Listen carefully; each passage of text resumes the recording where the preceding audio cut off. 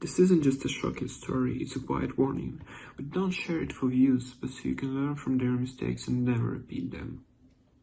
It started with a flicker, just a blue loading bar across an old drive I was wiping before tossing. I almost skipped it. The label said Backyard 2019, probably leftover footage from when we still had the nanny, but the preview image didn't show swings or trees. It showed a sliver of our living room, the couch, the wine rack, a pair of shoes I recognized too well. I clicked. At first, just movement. Naomi walking in, laughing, but not at the camera, at someone behind it. Then Dylan entered the frame, holding a bottle I'd left unopened. He popped the cork like it was his house, like it was his couch, like it was his wife. I didn't blink. I didn't even reach for the volume. The silence was enough. Their bodies leaned in, a rhythm between them I'd never noticed before, familiar, rehearsed, and then she touched his face, the kind of touch you don't unsee. If you're still listening and any of this feels uncomfortably familiar, hit like and subscribe. Most people just listen in silence, but that one click tells the team these stories matter. Later that night, Naomi stood at the bathroom mirror, brushing her teeth like always. She asked if I wanted anything from the store in the morning. I said no. She kissed me goodnight, her lips warm, soft, pretending. I lay in bed with the footage still playing in my mind. Every frame burned in. I didn't ask questions, didn't accuse, just stared at the ceiling and waited for morning. There were no screams, no confrontation, just a decision forming under the silence. She didn't know I'd seen it. She didn't know the camera had kept recording quietly when we forgot about it.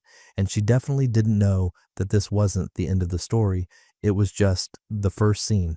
The next morning, Naomi hummed as she brewed coffee, moving around the kitchen in one of my shirts, the same one she wore in that footage. I watched the fabric stretch across her back, and I knew I'd never see it the same way again. I didn't say a word, just nodded when she asked if I needed eggs and jotted down yes on the grocery list she left hanging by the fridge. My hands were steady, my face calm. Inside, something had gone still, but not broken, frozen maybe, strategic. That afternoon, I pulled the drive from the console and started checking timestamps. That clip hadn't been alone. There were others, a dozen at least, always the same setting, different days, different clothes, always our couch. The metadata confirmed it. Every file dated, timed, verified. I uploaded everything to a private cloud, then to a thumb drive, then to another, which I stashed in a sealed envelope under the floorboards in my closet beneath a box of winter scarves. By the end of the week, I had a consultation with a lawyer. She listened without interrupting, then leaned forward and said, "Keep everything and keep quiet." I nodded. That was the plan. The following Monday, I met with a forensic specialist. He confirmed what I already suspected. The footage was clean, unedited, legally usable if needed. Then came the family law expert. She asked 3 questions. Are you ready to leave? Are you ready to win? Are you ready to do it without screaming? I said yes to all 3. Dylan texted me 2 days later. Some stupid meme we used to share as teenagers, 2 dogs in suits or something. Classic, he wrote. I didn't reply. Instead, I bought 2 new cameras. Tiny, hidden, with live feeds and encrypted backups. One in the study, one in the guest room. I didn't expect them to slip again, but I wasn't taking chances. Naomi mentioned Dylan in passing that weekend. Said he might help with the backyard grill cover, said it like it meant nothing, like he was just my brother, just family. I smiled. Inside, I was already gone. She still thought I was sleeping next to her. She didn't notice how still I'd become, how quiet, how removed. But silence isn't absence, it's preparation. Naomi wore that soft blue dress she knew her mother loved, the one with the low back and little white buttons. Her hair was pinned just enough to look effortless, but I saw the way she checked herself in the reflection of the microwave before we left. A quick swipe of gloss, a little adjustment at the waist. She looked polished, undisturbed, a woman with nothing to hide. Her mother greeted us at the door with a pitcher of citrus water and asked how the week had been. Naomi gave her a wink. Busy, but good. He's been kind of quiet, though, she said, nodding toward me like I wasn't standing right there. Probably plotting something, she added with a laugh. I smiled, tucked my hands in my pockets, said nothing. Her father was already on the patio, arranging chairs, wiping off the glass-top table like he always did. The ribs were Dylan's idea, of course. He insisted on grilling. My dry rub's undefeated, he grinned, slapping the container down like a trophy. He wore the same black ball cap he always did, backward, juvenile. His wedding band caught the sun as he opened the cooler. He tossed me a beer. I caught it without looking. Naomi laughed. Look at that, still got your reflexes. I remember when these two used to fight over Xbox remotes, her dad said. Now look at them, married, settled, solid family men. I let that one sit, just raised my bottle and took a sip. Naomi leaned into me during the toast, one arm wrapped casually around my waist as her father held up his glass. To strong family values, he said, all warmth and pride. I didn't speak, just clinked bottles with Dylan, held Naomi's gaze for a second too long, then turned away. They laughed about vacations, childhood mishaps, old school photos. Naomi showed her mom some redesign ideas for the guest room. Dylan offered to help with the drywall. They talked like nothing had shifted, like the bones of this house hadn't already been hollowed out by their hands. I helped clear plates, listened to Naomi's mom go on about a neighbor's new puppy. I nodded, smiled at the right moments, passed the butter, every movement measured, every breath intentional, because normal is a stage, and they were performing, all of them. What they didn't realize is that I'd already torn down the set behind the curtain. Their comfort, that was my best weapon. The longer they felt safe, the sharper the fall would feel when it hit. Tessa answered on the second ring. Her voice was flat, distracted, like she was already bracing for something she didn't want to hear. I need to show you something, I said. It's not a theory. There was a pause, then the smallest exhale. Okay. She came by that evening. No makeup, hair pinned back in a way that said she hadn't slept well in weeks. She wore one of Dylan's hoodies, sleeves pushed to the elbows, and she carried a half-empty bottle of red wine in her hand, like she wasn't sure what to do with it. We didn't speak much. I just opened the laptop, cued the clip, and let it play. She didn't react. No gasp, no scream, no dramatic collapse onto the couch. Just silence. Her eyes locked on the screen, scanning every second like she was confirming something she'd already feared, but never let herself name. Naomi laughed in the video. Dylan touched her thigh. Their rhythm was intimate, practiced. The footage was time-stamped, verified. Tessa set the bottle on the table without looking away. When the clip ended, she finally spoke. Do you have more? I nodded. Good, she said quietly. Then, after a moment, let me handle the guest list for brunch. She didn't ask how I'd gotten the footage, didn't demand explanations. She simply shifted, like something inside her had clicked into place. We spent the next hour not talking about feelings, but logistics. Who sits where, what time Naomi and Dylan should arrive, who would pour drinks, which chair gave the clearest view of the television. She was exact, controlled, clinical, and I realized then Tessa wasn't broken. She'd just been waiting for confirmation, for permission to stop pretending. She wanted them both to feel relaxed, safe. She insisted on keeping the original text chain about the gathering alive so no one suspected a thing. She even offered to make her lemon tart, Dylan's favorite, said it would help set the mood. I watched her closely. There was steel under the hurt now. She didn't cry. She didn't tremble. She planned.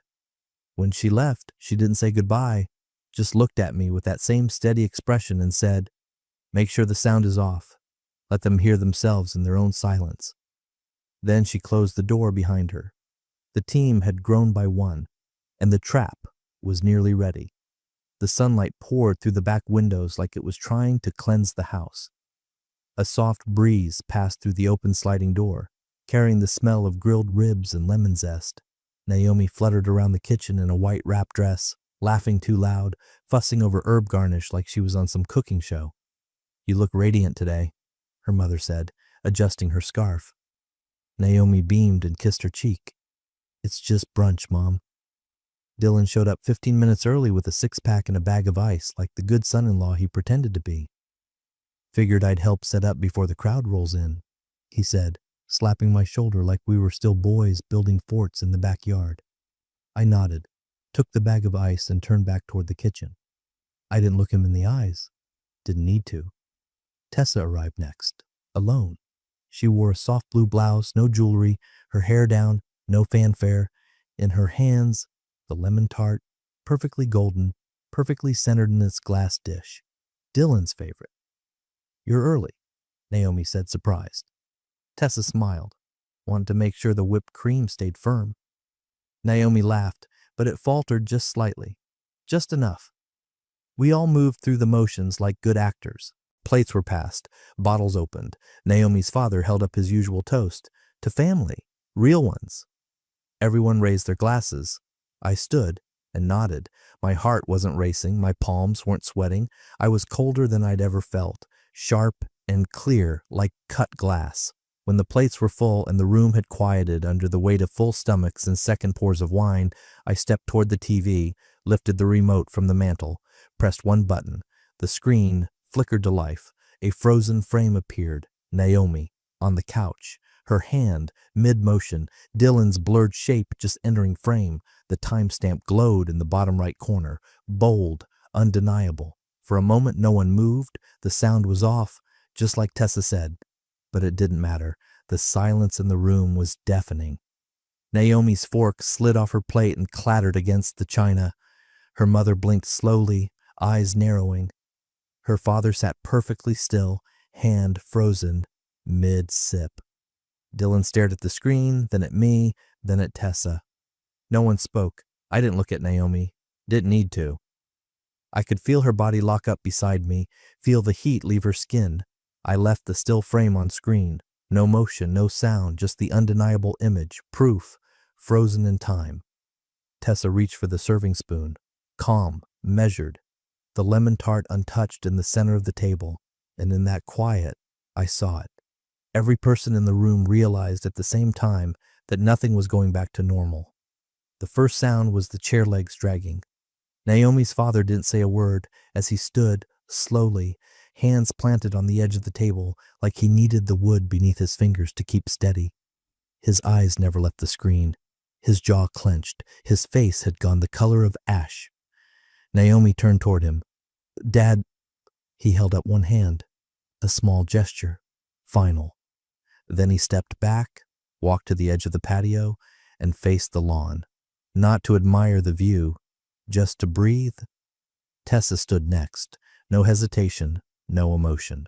Her napkin slid to the floor and she didn't bother to pick it up. She wasn't looking at the screen. She was looking at Dylan.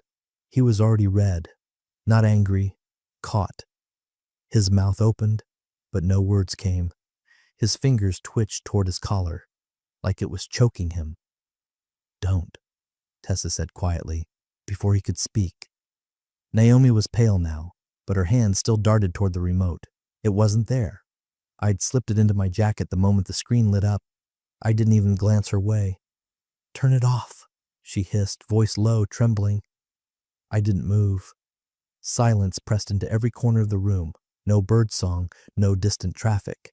Just the hum of the refrigerator and the buzzing panic starting to rise in Naomi's chest. A minute passed, maybe more. Tessa finally spoke. Her voice didn't shake. It didn't rise. "Dylan," she said, folding her hands in front of her like she was delivering a verdict in court. "The kids are staying with me tonight." Naomi turned to her, stunned. "Tessa?" But Tessa didn't look at her. She kept her eyes on her husband, whose shoulders had collapsed inward. "Actually," she added, stepping around the table, "you'll be picking up your things from the porch. Don't ring the bell." Her heels clicked once against the tile. Then she was gone, lemon tart untouched, her wine glass still full. Naomi's mother slowly sat down again, her face unreadable. She reached for her husband's untouched drink and took a sip. Dylan looked to me like he expected a lifeline. I offered none. Naomi whispered, Why would you do this here?" I turned to her. "For the first time since pressing play." "Because you two thought this table meant safety," I said. "But it only ever meant truth." She looked like she might break, but the room had already done that for her. The house had never been that quiet after a brunch. No dishes clinking, no laughter trailing from the kitchen. Just abandoned plates, untouched glasses, and that single frame still frozen on the screen, her hand on his knee, timestamp glowing like a scar. I started clearing plates without a word. Naomi's mother offered to help, but I shook my head. She didn't argue. She just gathered her purse and followed her husband out without saying goodbye. Dylan stood near the door, hands in his pockets, shoulders sagging. "Look, man," he started. I didn't even look up. He stopped mid-sentence and let himself out. I rinsed the last fork and left it to dry beside the sink. The moment the front door clicked shut behind the last of them, I heard her footsteps behind me. Slow at first, then quicker. She caught up in the hallway, voice sharp and low. "You could have just talked to me," she hissed. I didn't stop walking. Didn't raise my voice. "I did," I said as I reached my office door.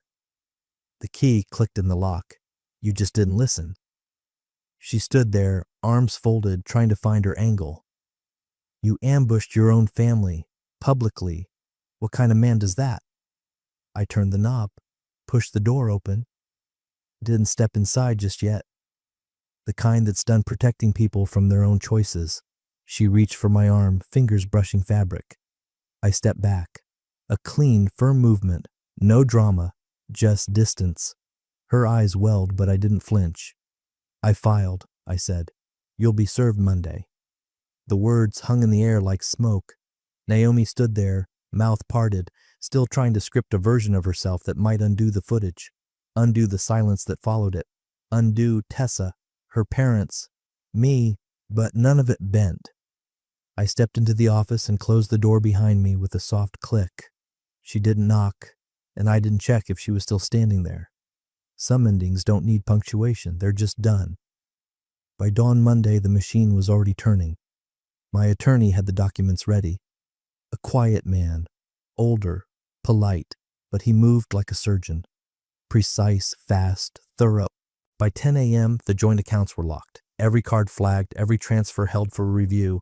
Naomi would see her card decline before her second coffee. Property records were next. The house, the lake cabin, the downtown condo she once said felt like hers because she'd picked the rug. Each title updated. My name stayed, hers didn't. I sent Tessa a short text. "Filed. You?" She responded within the hour. "Done. Thanks for the timing." By Tuesday, Dylan had moved into a hotel. His brother-in-law's, from what I gathered. Tessa didn't want the kids confused. They stayed with her. She told them Dad had a work thing. Maybe that was true. He'd be working hard to find someone else willing to play the fool. Naomi hadn't said much since the hallway. She tried once, stood outside the office door and whispered my name, like saying it softer would change anything. I didn't answer. By Thursday, I got a call. Unknown number. I answered out of curiosity. "Hi, this is Kelly Abramson representing Naomi." I said nothing. She's asked me to reach out and facilitate an amicable approach, one that avoids unnecessary exposure. "Unnecessary to whom?" I said evenly. "Look, emotions run high, but perhaps there's a way we can handle this discreetly. No court filings, no media, clean, controlled." I could hear her flipping papers on the other end. Stalling. I waited a beat, then said 2 words. "Play back." She paused. "Excuse me? You're her attorney. I assume she showed you the footage?" Another pause. "No," she said quietly. "She hasn't." "Then you should ask to see it," I replied, and hung up. I left the phone face down on the desk and stared out the window. There wasn't going to be a messy fight. There wasn't going to be shouting matches or contested lies. Just a quiet, documented trail of decisions. Hers, and one frame that told the whole story better than any argument ever could. The settlement came together like a sterile operation. No emotion, no drama, just cuts in all the right places. Her lawyer called back 2 days after our last conversation, this time with a different tone, measured, almost apologetic. "She's prepared to agree to terms," she said. "No alimony, no contest on the property division, no public filings beyond the mandatory." I didn't ask for an apology. I didn't need one. We moved through the paperwork with the same silence that had settled over our home like dust. The house stayed with me. It was never hers, not legally, just memories etched into furniture she no longer touched. She took the condo, the one she once called her thinking space, now reduced to square footage on a closing sheet. No press, no social media meltdown. She didn't post a single quote about healing or growth, just faded quietly into the new version of her life. Dylan didn't fight either. He signed his end of things with a sigh and disappeared into a mid-range hotel on the edge of town. He asked Tessa once through his sister if they could talk. Tessa didn't respond. She came by the night everything was finalized, not to gloat, not to celebrate, just to finish what we started. We sat in my office. The room smelled faintly of old paper and lemon from the wipes I used to clean the desk that morning. I plugged in the drive, opened the folder. The footage was already cued. We didn't speak as we watched, just sat there side by side, two people who used to be family with two people who thought they'd never be caught. Naomi's laugh, Dylan's casual smirk, the subtle movements between them, more revealing than anything physical. Frame after frame, betrayal playing like a loop. When it ended, Tessa leaned forward and whispered, "Closure." Then I selected the folder. Right-clicked, delete, confirm. The screen went blank. We sat in the silence for a minute longer. She stood first, smoothed her sleeve. "Thank you," she said. "For what?" I asked. "For not making it louder than it needed to be." I nodded once, and just like that, it was done. No flames, no courtroom theatrics, just paper, signatures, digital erasure, and the slow reclaiming of our own names. The air that morning carried none of the tension from weeks prior, no low murmurs behind coffee cups, no stiff smiles hiding suspicion, just the scent of cinnamon, citrus, and the quiet weight of something settled. Tessa's backyard looked different. Trimmed hedges, fresh flowers planted along the walkway, 2 fewer chairs at the long wooden table. She greeted everyone with that steady calm she'd found since the storm passed, a calm I now understood in myself too. My mother brought her peach preserves. Tessa's dad made pancakes on the griddle, flipping them with the same spatula he'd used for years.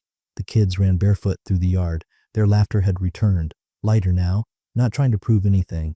I poured orange juice for my father. He placed a hand on mine briefly, didn't say a word. He didn't need to. In his silence, I heard respect, not pity, not curiosity, just understanding. Tessa sat across from me, casual, composed, her hair tied back, sleeves rolled, a ringless hand resting on her mug.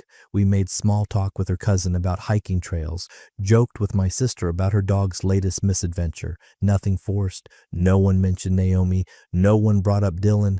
The names had become like old wallpaper, stripped, discarded, replaced with something simpler. As the meal wound down, plates cleared and coffee refreshed, Tessa's uncle lifted his glass, half full of something strong and amber. He smiled, looked around the table and said, "To clean tables and cleaner exits." No one laughed. No one needed to. We just raised our glasses and clinked. The sun filtered down through the trellis. A light breeze passed through the rosemary bushes. I glanced at the 2 empty chairs across from me, one white, one dark wood, the last remnants of an old seating plan. They'd been left out, intentionally, symbolic, just not needed anymore. I didn't miss them, didn't miss who used to fill them.